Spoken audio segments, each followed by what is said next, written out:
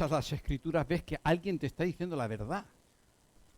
No se están apoyando en lo que ha dicho este hombre y no se puede rebatir porque este hombre era importante, por tanto, ¿quién le discute? Pero ahora el que estaba ahí. Entonces, cuando habla, Jesús habla con autoridad y luego demuestra su autoridad con poder. Entonces ahí empieza a tener a oponerse a Jesús, ¿verdad? Otra de las cosas que eran el colmo es que Jesús dice que perdona los pecados, cosa que corresponde a Dios. Pero no se molestaron en saber qué es lo que habla del Mesías. Es curioso porque hacía 30 años, más o menos, había ocurrido una conmoción en Israel. Habían venido aquellos magos. Se hizo la matanza de los niños. Nació Juan el Bautista, el hijo, milagrosamente. Se extendió, ¿qué va a ser de este niño? Dice que se extendió, ¿qué va a ser de este niño? Y muchos estaban ahí cuando Jesús habla con Natanael y le dice, te vi cuando estabas debajo de la higuera, ¿qué estabas hablando? ¿En qué estabas meditando? Porque él ya tenía sus años. ¿En qué estaba recordando? No se molestaron en ver que este Mesías sería llamado Emmanuel, Dios con nosotros. Sí podía perdonar pecados. Pero no se molestaron. La envidia y los celos ennublece. Y no fueron ni siquiera capaces de investigar todo esto, ¿verdad? También estaban muy enfadados porque a los que ellos despreciaban hasta tal punto como a Mateo, estos cobradores de impuestos, eran peor que los romanos. Porque eran judíos que trabajaban para Roma y encima les robaban a ellos, porque se quedaban con parte de los impuestos. No les dejaban ni entrar en la iglesia, como si fueran inmundos. Eran peor que los leprosos, eran leprosos espirituales. Y va y Jesús y llama a uno de ellos a ser su discípulo, a Mateo. Y luego va a casa de él y entra en su casa, algo que era impensable para los fariseos consagrados a Dios. Y come con ellos, ¿verdad? Eso también se lo tuvieron en cuenta, ¿verdad? O sea que Jesús también, no es que les insultara diciéndoles hipócritas, ¿verdad? La palabra hipócrita, ¿sabéis lo que quiere decir? Eran los actores de la época que según el personaje se ponían una máscara. Entonces, no es tanto que les insulte diciendo hipócrita, sino que estaba demostrando y sacando a la luz su hipocresía, que dicen esto, más luego ellos hacen lo otro, ¿verdad? Entonces, ¿qué pasa? Todo eso lo lleva a que cada vez se fueran radicalizando más. Ya Jesús se había dicho, y os pongo como ejemplo y sirve para nosotros, si tú estás haciendo algo que no es de Dios, piensa en estas palabras. Ninguno puede servir a dos señores, porque o aborrecerá al uno o amará al otro, o estimará a uno y menospreciará a otro. Claro que puedes. Ves que estás conviviendo con las cosas espirituales y también con las cosas del mundo. Pero ojo, porque aquí no dice que no se puede. No se puede permanecer en esa situación. Habla de que cada vez sentirás más amor por uno y irás dejando al otro. Y así pasó a Lot, que acabó ya verdaderamente en el lugar que no tenía que estar. Y dice también Mateo, el que no es conmigo, contra mí es, y el conmigo no recoge, desparrama. ¿Verdad? Por eso es que llegaron a un punto que en vez de reconocer al Mesías y convertirse, se fueron radicalizando a ser como, ¿cómo te diría yo? Como duplicados en miniatura de Satanás, con los sentimientos de Satanás, el odio, la envidia y querer demostrar. En vez de mirar la verdad de Dios, ellos miraban lo que ellos querían. Era un enemigo, estaban perdiendo todo. Y entonces, verdaderamente, Jesús tiene que llegar a llamarlos hijos del diablo, porque tenéis los mismos sentimientos que él. Y en el tema de hoy, veremos que es el colmo. Hay 5 confrontaciones directas contra Jesús en el momento que no ven a Jesús alguien ganable, sino alguien que es fiel a la verdad y que tiene autoridad y poder, porque la autoridad y poder demostraba que lo que él decía era verdad. Entonces hacen 5 confrontaciones. No cambiaron a ver si es que su verdad era mentira. No cambiaron. Era Jesús la mentira. Ellos no cambiaron su verdad. En estas 5 confrontaciones vemos en el capítulo 2 de Marcos, ya en el 1, cuando verdaderamente aquel paralítico que es descargado con las cuerdas, el paralítico venía, lo más importante para él en la vida era la sanidad. Pero Jesús dio algo mucho más importante,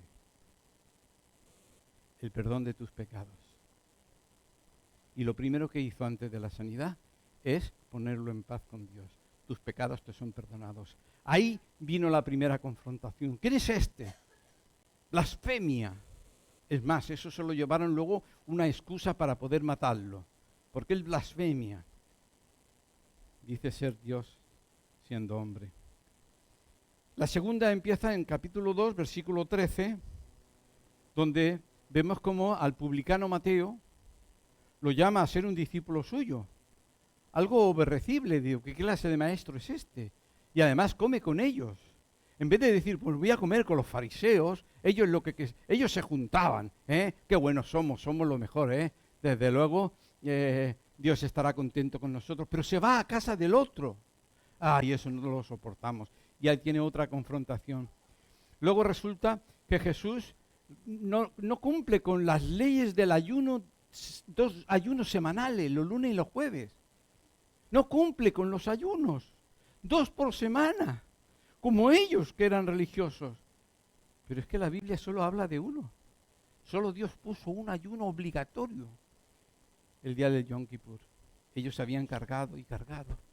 Y ahora resulta que Jesús era el que no cumple las leyes.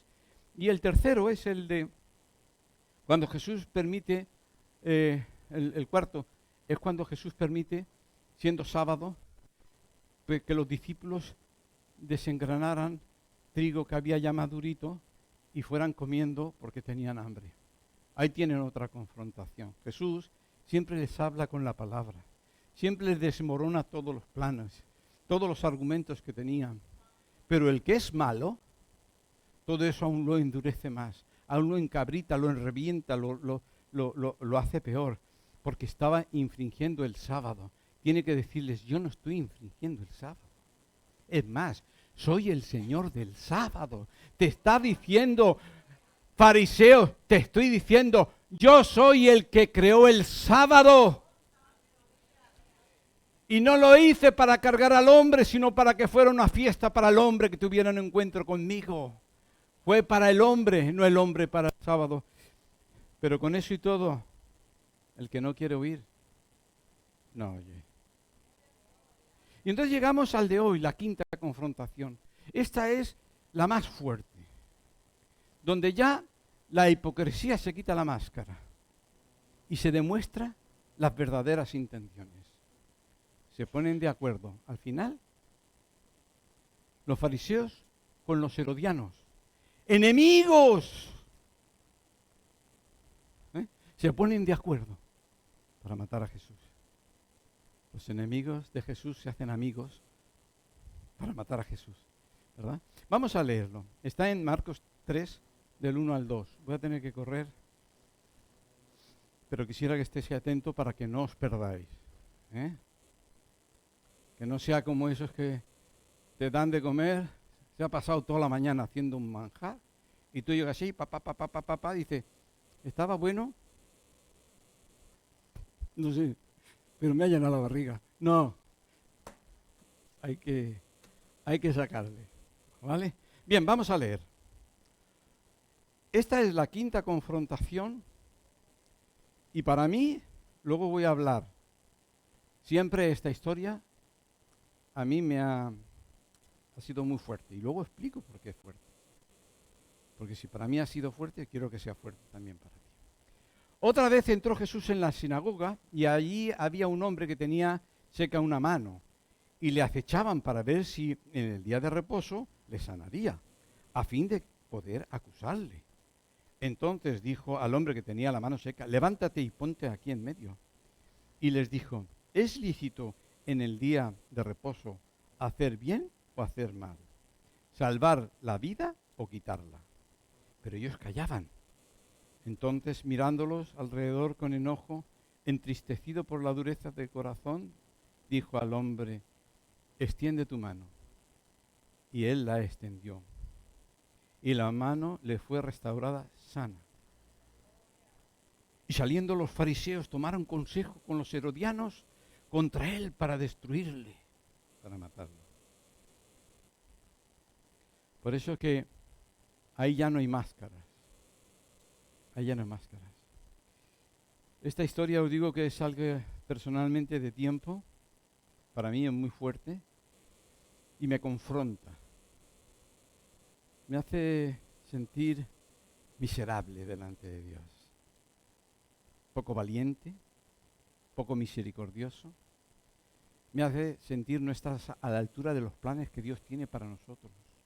Que Dios quiere que seamos como Jesús. Quieres que seamos como su Hijo. Pero ahí te hace sentir. Entonces, esto es de lo que quiero hablar. De esta palabra. Dios quiere que seamos como Jesús. Y aquí ves a un Jesús que verdaderamente, aun en medio de saber que estaban acechándole para destruirle, Él no calla, habla. ¿No te dice nada? ¿No te pone así un poquito? Bien. Bueno, todos conocemos los planes de Dios. Voy a darle una vistada rápida, porque que Dios quiere que seamos como Jesús, eso está en todo el Nuevo Testamento y en otros muchos sitios. Rapidito, conocemos lo que Pablo dice a los Romanos, capítulo 8, 29, porque los que antes conoció, ya desde antes de conocernos, también ya nos predestinó para que fuésemos hechos conforme a la imagen de su Hijo. Ya desde antes de la creación, Dios quiso tener hijos como su Hijo. El Hijo existía, era Dios, no tenía la naturaleza humana, pero ya verdaderamente, para que Él sea el primogénito entre muchos hermanos, ¿verdad? También dice cómo el Espíritu Santo lo ha mandado, no para estar ahí tú todo el día en la nube. Si el Espíritu Santo te tuviera todo el día en la nube y tú no eres transformado, porque Él dice ha venido a transformarnos, entonces no está trabajando el Espíritu en ti. Y si el Espíritu Santo no trabaja en ti, dice Hebreos, entonces no eres hijo, eres bastardo, eres bastarda. De ahí está hablando de eso. Por eso que el Espíritu Santo nos va transformando de gloria en gloria a la imagen de Jesús por el poder del Espíritu Santo. Como vimos el jueves, que estuvimos tocando un versículo que está en Filipenses 6, dice, estando persuadido de esto, que el que comenzó en vosotros la buena obra, la perfeccionará hasta el día de Jesucristo. Ha empezado una buena obra. Vimos toda una serie de cosas que hay detrás de este texto. Pero Él está trabajando y la buena obra es que nos está queriendo que seamos como Jesús. Él lo acabará. Yo estoy convencido de que no voy a llegar por mucho que me esfuerce a ser como Jesús. Porque en mí mora el pecado, que tengo una lucha continuamente contra el Espíritu. ¿Verdad? Pero sin embargo, Él acabará la obra. Cuando verdaderamente nos transforme. ¿Verdad? Dice, amados, somos hijos de Dios. Eso dice el apóstol Juan en su primera carta. Ahora somos hijos de Dios, pero aún no se ha manifestado lo que hemos de ser. Pero sabemos que cuando Él se manifieste, seremos semejantes a Él, porque le veremos tal como Él es. ¿Verdad? Y todo aquel que tiene esta esperanza, en Él se purifica a sí mismo. Todos estos pasajes podemos ver que sin el Espíritu de Dios es imposible esa transformación. El Espíritu de Dios es ese que te constriñe, que te está diciendo esto no está bien, a no ser que hayas endurecido tu corazón y hayas apagado al Espíritu y Él te esté hablando y tú no te enteres o no le des importancia, porque Él ha cargado con tus pecados. Pero no te fíes de eso, ¿verdad? Por eso que es importante Y en todos estos textos verás que lo que está diciendo es cierto. Sin el Espíritu no puedes hacer nada, porque de lo que estamos aquí hablando es de algo que es espiritual. El alfarero, el creador del alma y del espíritu, puede poner el Espíritu de Cristo y transformar el corazón de piedra en corazón de carne, ¿verdad? Pero fíjate bien que en todos estos textos, como dice esto, al final el apóstol Juan, seremos como Él es, y todo aquel que tiene esta esperanza en Él se purifica a sí mismo, así como Él es puro. Es cierto que no podemos hacer nada y que es la labor que hace el Espíritu Santo, pero fijaros bien que en todos los sitios donde habla de estas cosas, verdaderamente está diciendo que a Él nos ha dado a que nosotros participemos. Como hijos, como hijas, que participemos. Incluso en el Apocalipsis vemos que el vestido de bodas, que es el vestido de Cristo nos ha puesto, nosotros mientras estamos aquí, estamos haciendo adornos que allí se verán, aquí no. Hay quien dice la palabra, serán salvos como por fuego, pero habrá otros que tendrán mucho atavío, porque allí no se pasará el juicio los que son de Cristo. Nosotros ya hemos pasado el juicio. Cristo ya ha sido juzgado por nosotros. Será el tribunal de recompensa. Y habrá quien ha hecho tesoros, y habrá quien todo lo que ha hecho es paja y se le quemará y no tendrá nada, más que lo justo, la salvación pela. Por eso que es importante. Y la pregunta ahora viene, ¿nos estamos esforzando? ¿Estamos poniendo de nuestra parte para ser como Jesús? ¿Estamos mirando las cosas que no hay? Porque el Espíritu Santo quiere pasarnos por fuego, el símbolo del Espíritu Santo es el fuego también. Entonces quiere pasarnos por fuego para sacar la escoria. Porque en el Antiguo Testamento el pueblo suyo tenía distintas piedras. Pero cuando el sumo sacerdote, que es Cristo, se presenta en el Nuevo Testamento, todo es oro. Símbolo de la realeza, símbolo de la divinidad. Y a nosotros aquí nos pone que somos oro. Y tenemos que estar en este sentido purificándonos. Por eso es que el tema que de hoy nos va a enseñar cómo podemos ser más como Jesús. Puedes direccionarlo en muchos sitios, pero a mí me importa mucho, porque si ahí se ve la maldad de los malos, también se ve la bondad y el bien.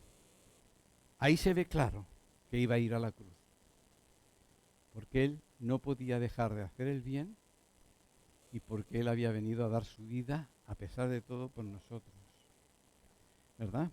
Entonces, esta primera parte, la primera parte me refiero a los versículos 1 y 2, dice, entró otra vez Jesús en la sinagoga y allí había un hombre que tenía una mano seca y le acechaban para ver si el día de reposo le sanaría a fin de poder acusarle. Es muy triste, es muy triste.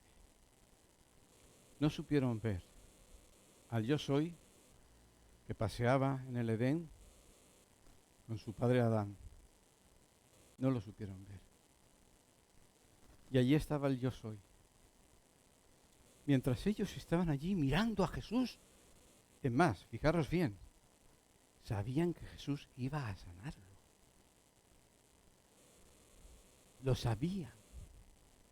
Y además, querían que lo sanara. Mientras ellos están mirando para acusar y destruir a Jesús, Jesús lo primero que hace es ver la necesidad humana. Miró a aquel hombre. Dice Juan en el Evangelio, porque en él estaba la vida. Y él vio aquella mano muerta. Y él estaba allí como autor de la vida. Y ellos sabían, era la trampa perfecta. No podía hacer el mal y encima iba a hacer el bien en sábado. Por mucho argumento que les presentó Jesús, no había manera. Te digo que era el día de sábado. El yo soy, porque fijaros bien, el sábado Y esto lo digo, algunos comentaristas a lo mejor se puede decir que es mentira, porque dicen que si el sábado sabe que nosotros necesitamos 7 días. En el caso de Adán antes del pecar, no necesitaba descansar, porque no lo necesitaba, eso no es verdad, fue después, pero no era ese el propósito, porque además Adán era feliz. Fíjate bien que el huerto no fue creado, fue plantado. Dios tomó plantas, le enseñó a Adán cómo plantar, cómo podar, cómo regar, cómo sacar fruto bueno y abundante. Le enseñó cómo además sostener a su familia, todavía no había pecado. Él era feliz, hermano, pero más feliz era. Porque lo que le estaba diciendo el Señor no es descanses, sino que yo este día descanso. Porque yo he apartado este día para encontrarme contigo. Era el día más feliz. Era el día del encuentro. Y ese día de feliz, que tenía que ser el día feliz, el día del encuentro, estaba pasando allí en un sábado de encuentro del Señor con aquel hombre que tenía la mano seca. Es triste. Mientras ellos miraban para matar, Jesús estaba mirando la miseria del hombre para darle vida, ¿verdad? Por eso es que, sí, para mí es una historia triste, porque Jesús sí se conmovía. Jesús, yo sé, cuando tú conoces, vas conociendo más, te das cuenta de que Jesús sí se conmovía. Aunque le iba a sanar la mano, aunque iba a resucitar a Lázaro, sí se conmovía. Lo dice la palabra en infinidad de ocasiones, pero lo dice, por ejemplo, en el caso de Lázaro. Dice Juan 11, del 38 al 39, Jesús profundamente conmovido. Estaba profundamente conmovido. Todo el llanto, toda la tristeza, todas las consecuencias que había traído eso, ¿verdad? Entonces vino al sepulcro. Era una cueva. Tenía una piedra puesta encima. Y Jesús le dijo, quitad la piedra. Y en otro sitio dice, y Jesús lloró. Profundamente conmovido. Jesús se conmovía, lo iba a sacar. No importa, pero estaba. Cuando llegó cerca de la ciudad de Jerusalén y la vio, dice que lloró. Jesús se conmovió. ¿Por qué? Por la miseria. No fue suficiente en el Edén, sino que ahora he venido a vosotros y habéis despreciado, no sabes lo que viene sobre vosotros. Yo he querido evitarlo como la gallina que llama a sus pollitos y los pone debajo de sus alas. Sí se conmovía Jesús. Pero ¿qué pasó allí en aquella sinagoga? Digo, pero si esto es como pasó en el Edén. ¿Qué pasó en el Edén? La serpiente astuta estaba viendo la mejor ocasión para destruir a Adán. En este caso, Jesús entró allí y sabía lo que la serpiente estaba haciendo y preparando. Jesús lo sabía, ¿verdad? Por eso es que... Pero la serpiente sabía que Jesús no iba a pecar. ¿Por qué lo sabía? Porque era el Hijo de Dios. Porque ya las había tenido en el desierto con 40 días con hambre y allí no pudo pecar. Entonces el enemigo en este caso ya no viene como Adán, sino que toda su astucia es todo lo contrario. Antes cambió las leyes para que lo bueno fuera malo y lo malo fuera bueno. ¿No pasa esto hoy? Entonces, era la trampa perfecta, ¿verdad? Esta era la quinta confrontación. Ya tenían una excusa. Fijaros que ellos no tenían ninguna duda en que iba a sanarlo, en que lo iba a hacer a pesar de todo. Ya empezaban a conocer mejor a Jesús. La lástima es que no hubieran temido, como dijo aquel ciego, dice, ¿también queréis haceros vosotros discípulos de Jesús? No, maldito, tú has nacido ya en maldición. Por favor, nosotros somos hijos de Abraham. ¿Cómo el enemigo ha ido cambiando las cosas? Fijaros bien. lo malo, que era no hacer el bien, en sábado era lo bueno. Y lo bueno era lo malo. No sé si os dice algo hoy. ¿Qué hizo Jesús? ¿Queremos ser como Jesús? ¿Tú te crees que es fácil? Callamos. Callamos. No es que seamos nosotros metiéndonos con este, ni con este, ni con este, no. Pero la palabra de la verdad, el enemigo ha hecho que lo malo que prohíbe la palabra hoy sea bueno. Y que lo bueno que dice la palabra no pueda decirlo, porque me va a traer consecuencias. ¿Queremos ser más como Jesús? Pues ahí tenemos algo mucho que meditar, ¿verdad? Verdaderamente. ¿Creéis que es fácil ser como Jesús? Jesús sabía las consecuencias que traería hacer el bien, pero lo hizo. Para ser más como Jesús hay que ser valiente. Pablo dice a Timoteo, porque el espíritu que Dios ha puesto en nosotros no es un espíritu de cobardía. El espíritu de cobardía era el suyo propio, el nuestro, nuestra alma que enseguida tiene miedo. El que dijo, no, yo iré a la cruz contigo, le entró el miedo en el patio y empezó a blasfemar a Jesús, ¿verdad? Por eso es que Jesús fue, pero Jesús no solo es valiente, Él es el jefe de los ejércitos del cielo. Pero ¿por qué en este caso fue valiente? ¿Jesús quería demostrar que Él era el valiente y no les tenía miedo? ¿O pasaba de eso? Era valiente porque allí había una persona, un pecador, que le necesitaba. Y Él había venido a dar su vida por nosotros. No cambia, es lo mismo. ¿Conoces cómo es Jesús? Ya no es porque sea el valiente, sino porque Él verdaderamente salvarnos lo va a dar todo, sin dudarlo, por cada uno de nosotros. A mí me enseña mucho esta palabra, porque verdaderamente a veces vemos necesidad. Porque ese hombre tenía la mano seca, muerta, pero los fariseos tenían el corazón seco. Con la mano restaurada, igual tenía 10, 20 años, 30, no lo sé, ese hombre. Pero el corazón seco era una muerte eterna. Y Jesús les habló, los miró con tristeza, pero les dio argumentos, como diciendo, te estoy dando argumentos, no tendrás excusa, porque yo te he dicho la verdad, el por qué es así, así, así. Les quiso hacer ver. ¿Estás diciéndome entonces que Dios es malo? ¿Que no hace el bien? Y le estaba argumentando, ¿verdad? Por eso es que él tuvo en la sinagoga, vemos como la misericordia, la compasión y el amor de Dios había venido a dar su vida. No solamente había venido a dar su vida, sino que Él había venido a dar vida. Dice el Juan, en Él está la vida, no hay otro. La vida, Él creó todas las cosas de la nada.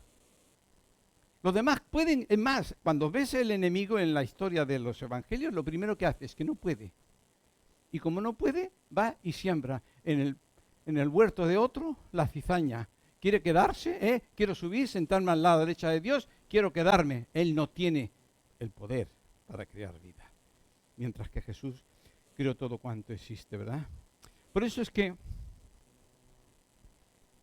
nos damos cuenta de que Jesús había venido a dar su vida, por tanto, ni se planteó lo que le vayan a hacer. Porque además, la fe del Hijo de Dios dice a Pilatos, tú no me puedes hacer nada si mi Padre no te lo permite. Yo descanso, ¿verdad? Entonces sí que es importante. Entonces, ¿queremos ser más que Jesús? Dice Filipenses 2, 5 y 6. Haya pues en vosotros este sentir que hubo en Cristo Jesús, el cual siendo en forma de Dios, no estimó el ser igual a Dios como cosa que aferrarse. Yo entiendo, yo he pasado, yo he tenido niños pequeños y los he tenido que criar, ¿verdad? Y a veces, a veces tienes que callar, ¿eh? Callar, por no perder el trabajo, por no perder esto. Y bueno, ya llega un momento en que eres mayor y dices, Señor, si no lo hago ahora, ¿cuándo lo voy a hacer? ¿Cuándo voy a hacer? ¿Cuándo voy a tomarme en serio? Qué lindo. Porque además el Señor me dice, yo sé que todas vuestras necesidades, pero buscar el reino de Dios. El reino de Dios lo oramos cuando oramos el Padre Nuestro. Venga tu reino. O sea, dice que Cristo reine en vosotros. Es que Él reina en mí, no yo. Que a Él le doy. Él es mi Señor. ¿Tú te imaginas? Que ahora tu mano empezara a hacer tonterías. ¿Eh? Empezara tu mano a pegar a uno y tú no le has mandado. Que tu cara empezara a hacer desprecios, que tu boca empezara a decir cosas. Y entonces la cabeza. No somos muchas veces mejor que todas esas cosas con las cosas que hacemos. Pero el Padre quiere que seamos como Jesús. Y en esta historia es fuerte, porque lleva los dos extremos, ¿verdad?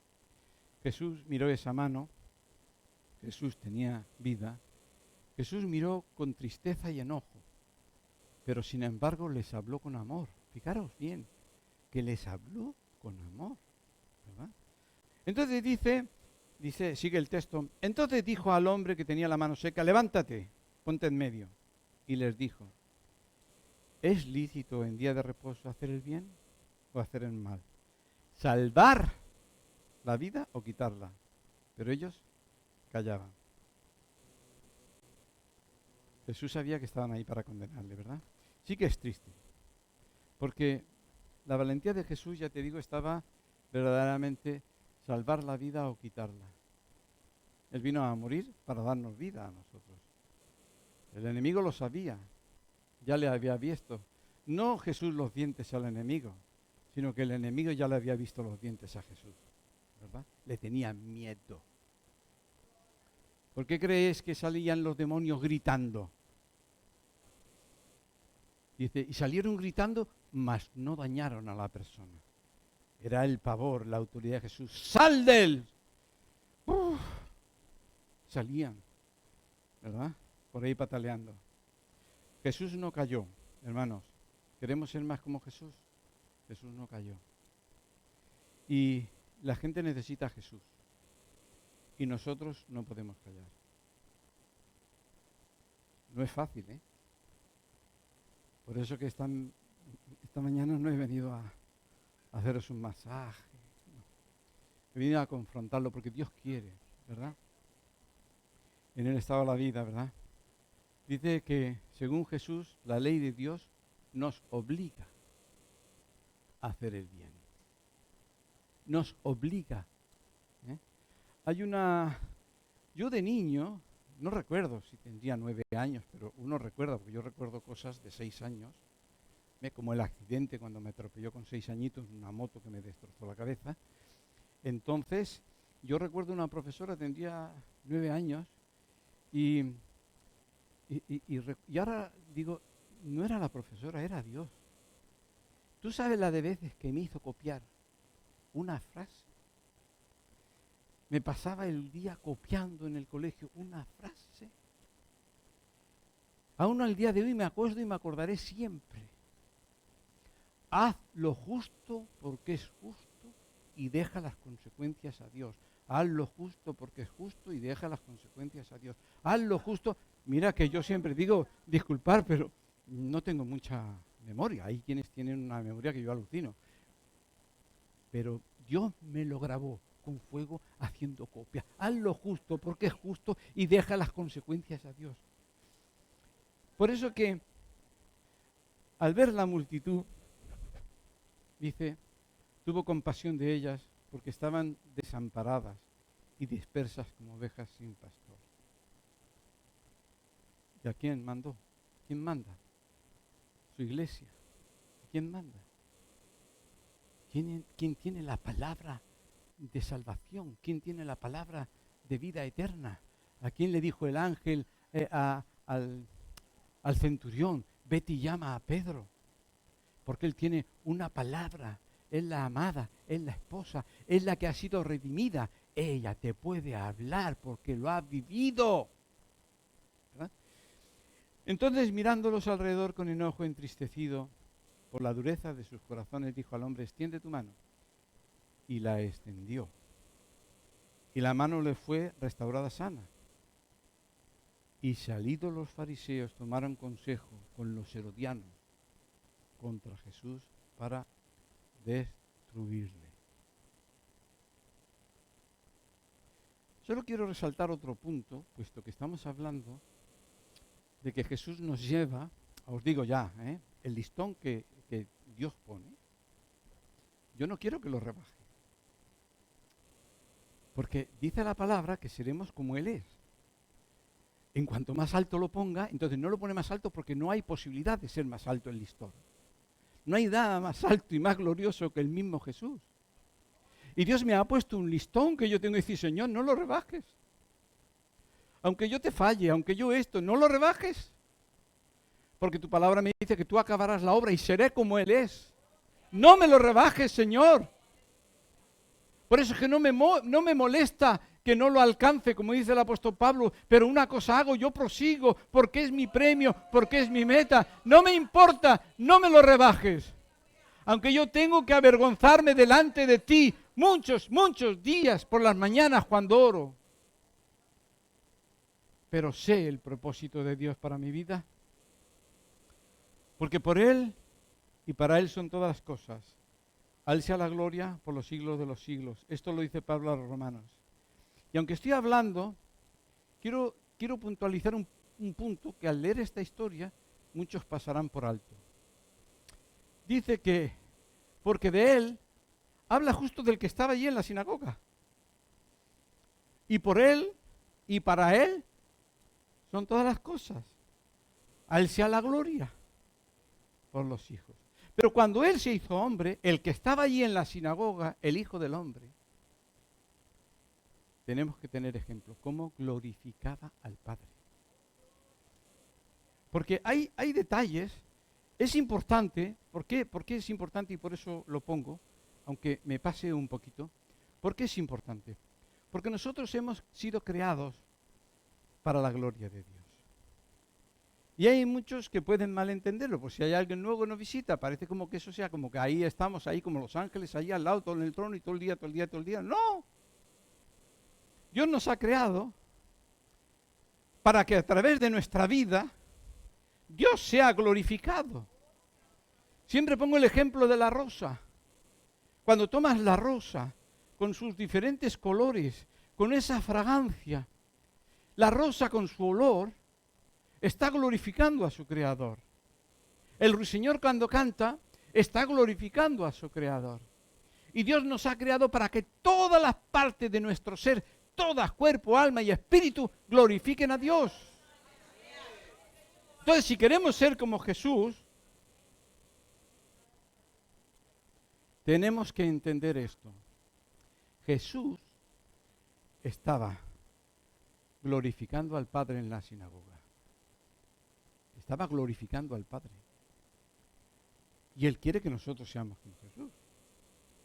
Y te puedo enseñar una serie de sitios donde podemos ver a Jesús haciendo esto. En Juan 3:38 dice, Jesús dice, porque he descendido del cielo no para hacer mi voluntad, sino la voluntad del que me envió. ¿Qué estaba haciendo Jesús? La voluntad del Padre. ¿Cómo estaba glorificando al Padre? Obedeciéndole. Lo dice bien claro. Hermanos, la obediencia forma parte de dar la gloria a Dios. Fijaros bien. ¿Cómo también estaba glorificando a Dios? Hablando la verdad, aunque eso le costara sacrificio. Hablando la verdad. No puedo dejar de hablar la verdad. Estaba glorificando a Dios, no callándose y haciendo planes fuera de la voluntad de Dios, ¿verdad? Por eso es que hablar la voluntad de Dios es una forma de glorificar a Dios. Y es como nosotros podemos decir, Señor, yo sé que tu Espíritu está trabajando en mí, pero yo voy a esforzarme.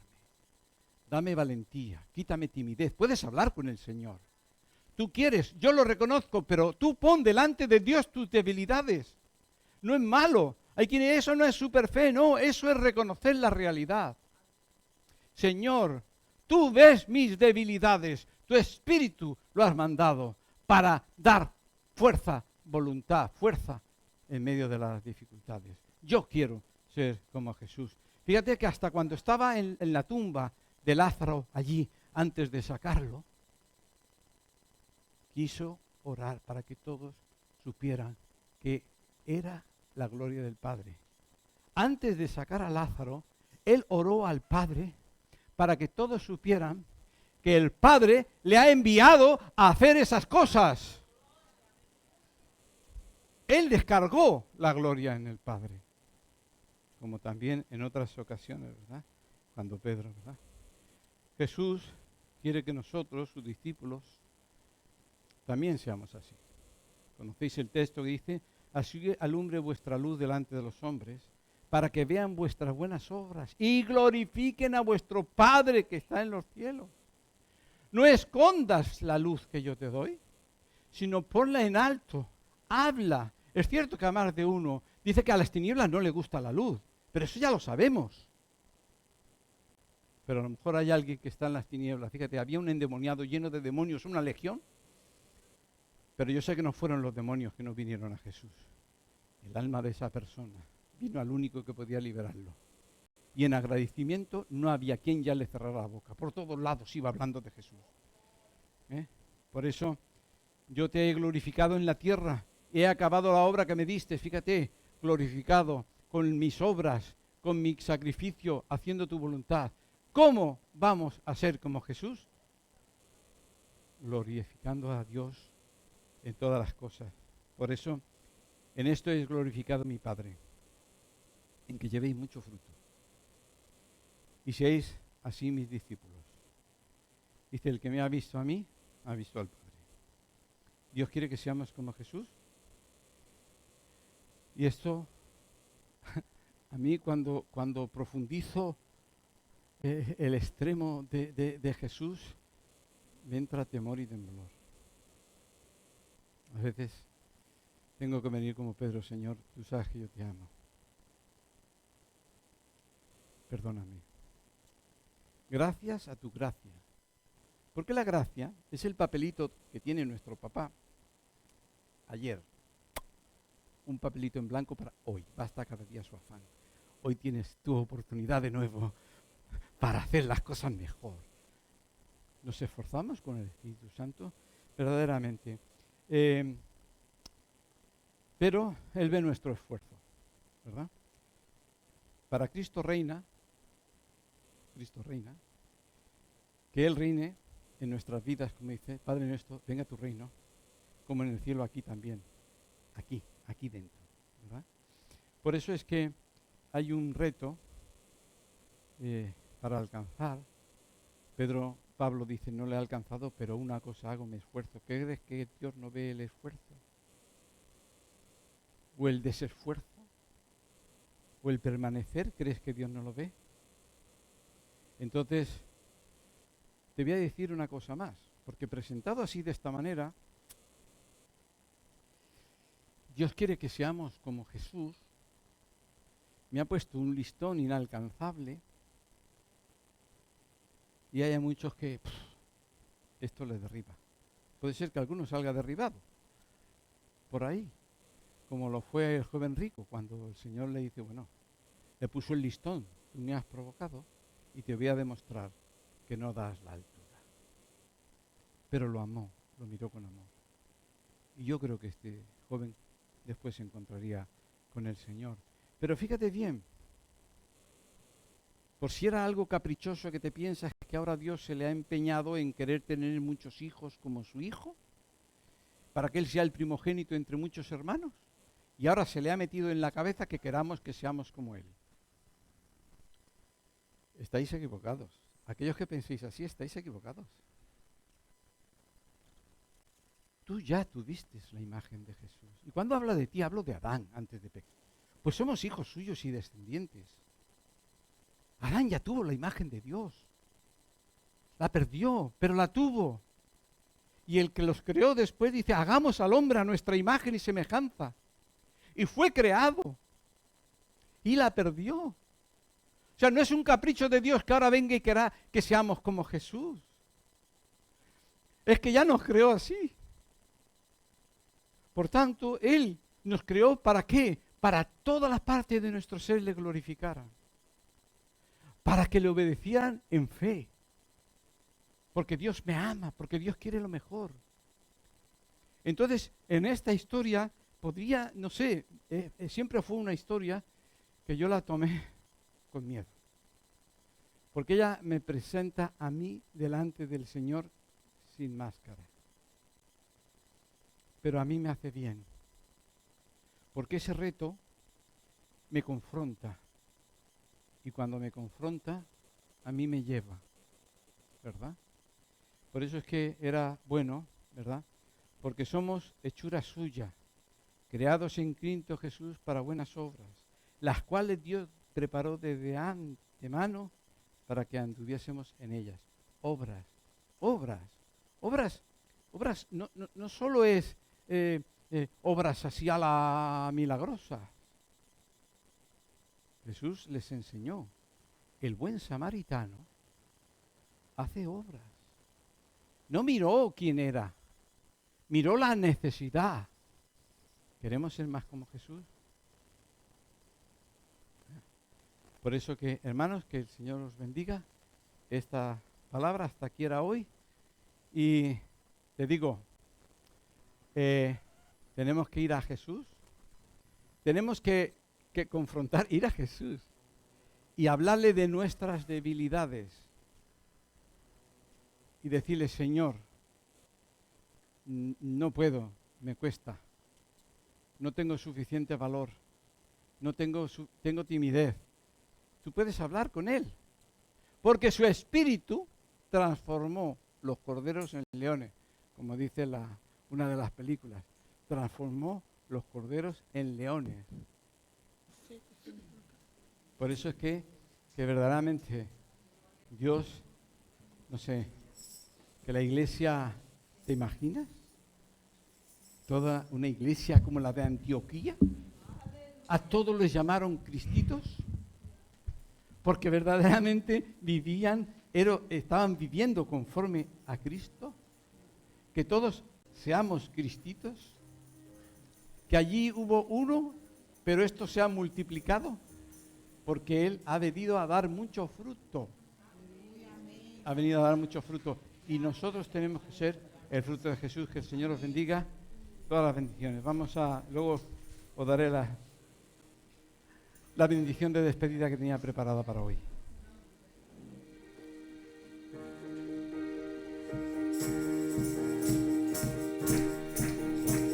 Dios que hizo los cielos y la tierra con el poder de su palabra y reina con autoridad. El Dios que aún los vientos le obedecen, una palabra es suficiente para los muertos levantar. Nadie es como Él, oh gran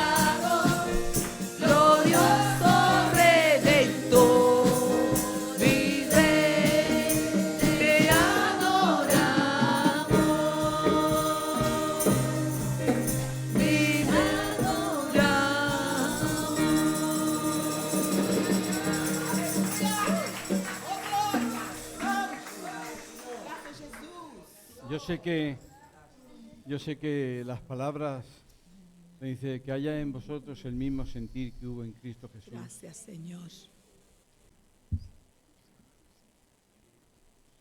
Yo me conozco. Recuerdo una vez muy especial, tenía 40 años y el Espíritu de Dios me visitó, estaba allí en la iglesia. Se conectó el sentir suyo como si se conectara a todo tu sistema nervioso, que estaba viendo a los demás con unos ojos con los que no le había visto nunca, con un amor, con una intensidad. Y entonces yo puedo decir, Señor, eso no está en mí. Dice, pero hay en vosotros el mismo sentir que hubo en Cristo Jesús. Pero luego te das cuenta que Él, como dice el apóstol Pablo, haya en vosotros el fruto del Espíritu. Tenemos que decir, Señor, tú has hecho que eso sea posible. No porque esté en mí, porque tu Espíritu que está en mí produce ese fruto. Porque es que si no fuera así, lo de la vid, esa rama que es injertado y entonces empiezas a dar fruto, porque la vid te está llevando a las ramas y te está dando fruto. Y ese fruto, ¿para quién es? ¿Tú has visto que la vid se coma su fruto? Es para que los demás puedan comer del fruto de Cristo.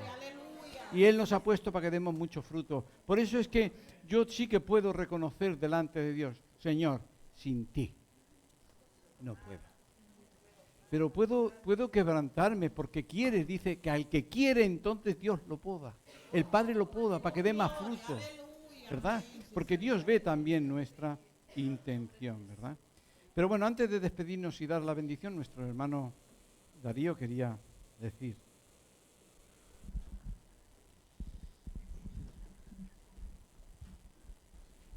Hola hermanos, hermanas, que Dios los bendiga. No, es para un anuncio para los varones, El sábado que viene, creo que es 11, vamos a tener reunión aquí arriba en la iglesia. El sábado que viene a las 18 horas, a las 6 de la tarde, estaremos aquí. Y todos aquellos que quieran venir, los varones, vengan. Están invitados. ¿Amén? Amén. Así que lo esperamos. Después comeremos el cordero, pero después. No sabe nada. Mi mujer todos los domingos me prepara cordero. Pero no sé cómo pasa que cuando yo llego ya no queda nada. Bueno, esta bendición, porque todas las promesas de Dios son sí y amén en Cristo Jesús. Cristo ha venido a cambiar lo que eran sombras por realidades. Ahora estamos en las realidades. Pero todas las promesas son sí y amén. Y esto que os leo está en Isaías, en el 41 y en el 43. Solo tomo algunos trozos que bien conocéis, pero tómalo de parte de Dios, porque Dios es verdadero. Y si algo no coincide con lo que tú piensas, piensa que tú estás equivocado. Porque a todos los que aman a Dios, todas las cosas les conducen a bien. Así dice Jehová, creador tuyo, oh Jacob, y formador tuyo, oh Israel. No temas, porque yo te redimí. Te puse nombre, mío eres tú. Cuando pases por las aguas, yo estaré contigo. Y si por los ríos, no te anegarán. Cuando pases por el fuego, no te quemarás, ni la llama arderá en ti. No temas, porque yo estoy contigo. No desmayes, porque yo soy tu Dios que te esfuerzo. Siempre te ayudaré, siempre te sustentaré con la diestra de mi justicia. Gracias, Señor. Gracias, Señor. Gracias, Señor. Tú eres el que está animándonos continuamente, Señor. Gracias por tu espíritu, paciencia, Señor. Y ahora te pedimos que bendigas este día. Que tu voz esté ahí hablándonos en la conciencia, tanto de noche como de día. Que si viene algún pensamiento malo de la carne, tu espíritu luche contra él. Porque verdaderamente no queremos servir a la carne, no queremos servir al pecado al cual aborrecemos, sino que queremos servirte a ti, Señor. Y te damos gracias porque toda la palabra, Señor, toda la palabra de tu palabra nos alimenta, nos transforme y nos hace, como dice Pablo, el perfume de Cristo en mí ha llenado todos los sitios por donde he ido. Señor, te damos gracias, bendecimos este momento y despedimos esta reunión en tu nombre, en el nombre de Jesús. Amén. Dios te bendiga, Dios te guarde, Dios está contigo.